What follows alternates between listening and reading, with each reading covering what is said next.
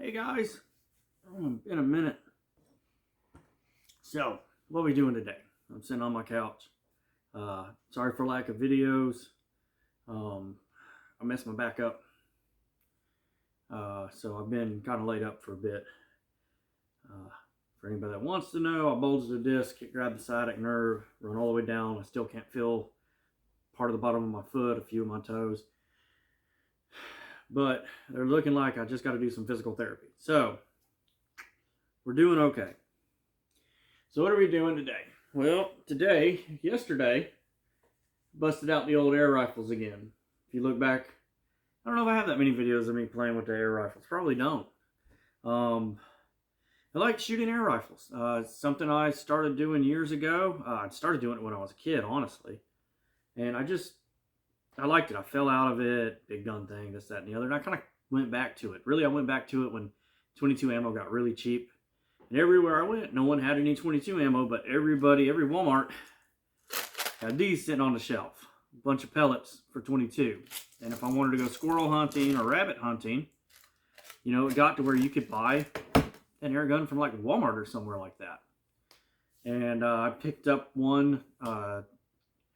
I always grew up shooting the little Crosman guns, so I just kind of fell with it. And I got a couple of the Benjamin guns, and I really liked it. But, you know, they were $300 when I bought them. $250, $300, somewhere in there. And I was shooting my little Benjamin Trail 90 the other day, resighting in the scope because it's been a while since I shot.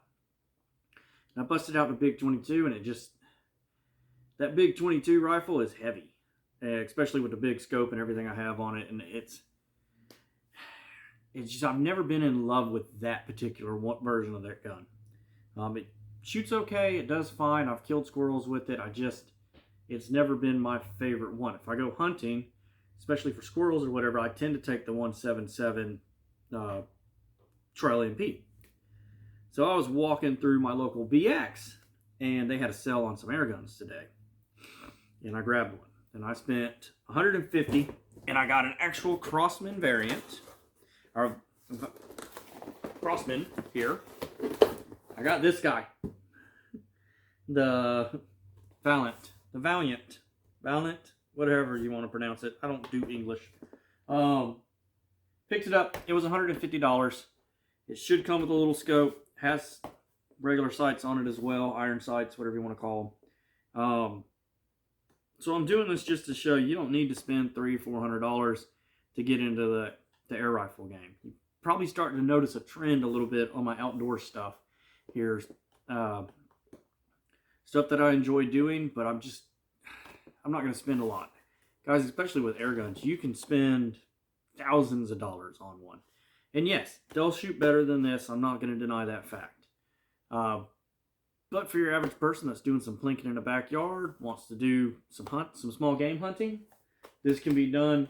And depending on how this one shoots, there is a chance this year or next year I'm going to try to go shoot a hog and see if I can turn them off like that by popping them in the head with a 22 pellet using this little gun. So, on the back here, the new ones use a nitro piston. So what's a nitro piston? Think of the shocks on like the back of a minivan when you open up the back of it to help the back raise up. You know, those are nitro shocks. The reason why people like to use those instead of the old-fashioned spring in a lot of cases is they're more powerful. They're a smoother action. With the spring, you got where it's easy to squeeze here and it gets harder as it comes down. You don't have to worry about that as much with these. But the big thing is if you compress the spring and you leave it compressed, it weakens it. Eventually that spring is going to fail. With these hunting, I can cock this, kick the safety, and it can sit there all day and I don't got to worry about that. So, picture of the gun. It's talking about the standard gas piston. You know, 20 yards you can hit raccoon size target and drop it. 30 yards for a squirrel. This one is saying 40 yards for the raccoon and 60 yards for the squirrel. Looked up some specs. I don't have a chronographer. Shooting the lead pellets, again, Crosman branded lead pellets. Shooting those, you're looking at, they'll all say like 1,100, 1,200 feet, but they're using like an alloy target, right? So, Shooting the lead pellets, you're looking at 850, 900 feet a second, maybe. Probably 800 feet per second. That's still going to put you at around 20-something foot-pounds of muzzle velocity, which will really let you stretch out there. Honestly, most people that are hunting, if you want to see, everybody always does this. Well, how far out can I be accurate? Is the lethality range on the pellet gun? It's farther than most people are going to be able to shoot with a pellet gun. What you want to do, if you want to see your lethality range, is you want to take something about quarter size, really. And when you can hit that thing quarter size, you know, go out there half-inch grouping, and you can put that grouping in there all the time. That's your range. Stretch it out a little farther. When you can no longer do that, that's no longer you're outside your hunting range. Because yes, could the gun possibly kill farther than that? Sure. But it's our job as hunters, even pest control, is to do it as humanely as possible. So we need to make sure when we put that shot, we know what it's doing. Crosman does a neat thing with theirs. This is talking about the barrel. It's got a shrouded barrel to quiet it down, so it should be quiet in the yard. Now, 1100 feet, .22 caliber. Break barrel air rifle, ideal for targets, plinking in the backyard, pest, small game, and raccoons. Guys, they make air rifles that go all the way up to 50 caliber, and you can take big game with them. I'm not spending the money on one of those yet. So, let's unbox this bad boy, because I'm kind of getting itchy to do it. Let's see what she looks like.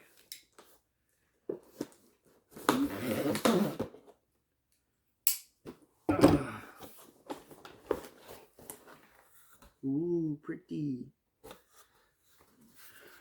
Got something in here. Little tools, I guess, or parts, pieces. Oh, these are the dovetails. This is for the scope. These all come with a little center point scope, which is this one right here. That's weird. It's got like a whole bunch of little stickers on it. Probably some sort of it was looked at kind of thing. We'll open the scope up, make sure the scope looks good. Ah, it's got the glass covers. Those are kind of neat. Or the little, it's even got the yellow lens. 4x32 center point scope. I'm just going to look through it real quick. Make sure that the optics look good. Everything looks good. I don't see any cracks, anything in it. Just a good little scope to start with. Let's see here. Coin style, or can I do it by hand? Coin style. But what I mean by that is you'll just use a little coin and click it to set it. It says on here, 1 click equals a 1/4 inch at 100 yards. I'm not gonna be shooting 100 yards for sure.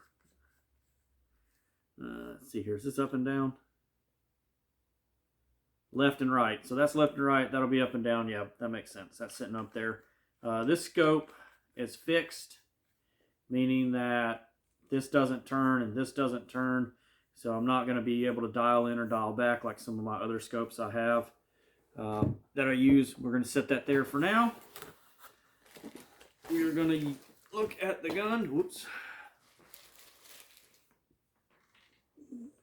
I dropped a little styrofoam. I'll have to find it. It went under the couch. So, we can set you down over here. I'm going to save the box. I like to save the box on the air guns for about a year. That way if something happens and I need to send it back, I can. The other thing I like to do is scan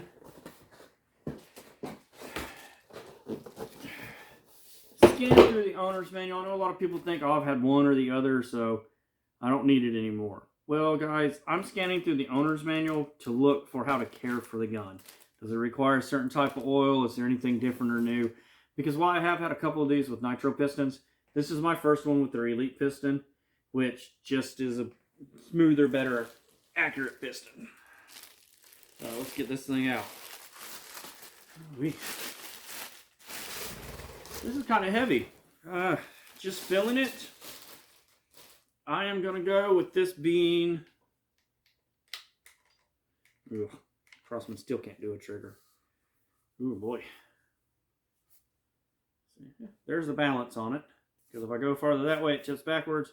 If I bring it farther in, it tips forward. So that right there is going to be about the balance before I put the little scope on it. Again, your little iron sights that you can click one way or the other. This is nice if you just want something to have around the house. Again, killing pests, stuff like that. It is a 22 caliber. It's a little bit bigger. I know some people complain about this loosening up. Guys, I've never had a problem of the screws loosening up on the brake barrel. I just never had an issue with it with the Benjamins. So we'll see with the Crosman. Inside this is a steel rifle barrel for improved accuracy. And then this is part of that shrouded. It's basically a shrouded barrel. It's just a big silencer that's permanently attached. With these being air guns, and here in the US, they're considered basically a toy. Which they shouldn't be. This one's strong enough it could do some damage. But, you know, other people can argue however they want to argue with it. By toy, what I mean is, at a lot of places, like, for a long time, 16 years old, you could go in there and buy one of these. Yeah. I just lost my train of thought. So, here in the US, you can have the shrouded barrel on your air rifles. They're not considered a firearm. Well, just in my hand, it feels good. Wow, my eyesight's getting bad. I can't even see the end of it. You know your eyesight's getting bad when you can't look through down the iron sights anymore, huh?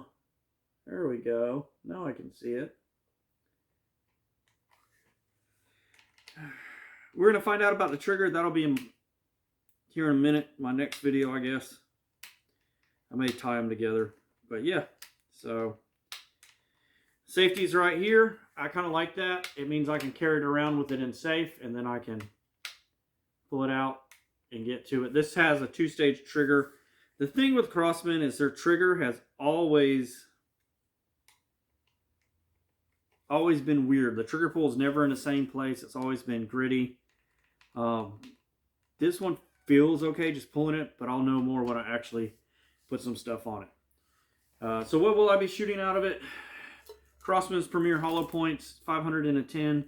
Guys, Crosman guns usually shoot Crosman pellets really well. So they're right next to the gun. I just grabbed them and bought them and moved on. So yeah, that'll be it for this one. Typical, really it reminds me a lot of my MP Trail, my Benjamin. Nice hard wooden scope. Looking at in here where it's not as finished, it's actually real wood. It's not like a pressed wood. It actually feels like it's a real wooden scope. And I like this style scope better where I have my reach through. I just do. Yeah, the thin ones don't bother me. I can get there. But I just, for some reason, I like the pistol grip on the back of it. Always have, probably always will. So, that's what we're doing right now. The next little bit, I'm just going to use the rings. It uses a dovetail old school mount. So I'm going to use the rings, put them on there. And we're going to get out there, zero it a little bit, and see how this thing shoots. So, thanks for watching.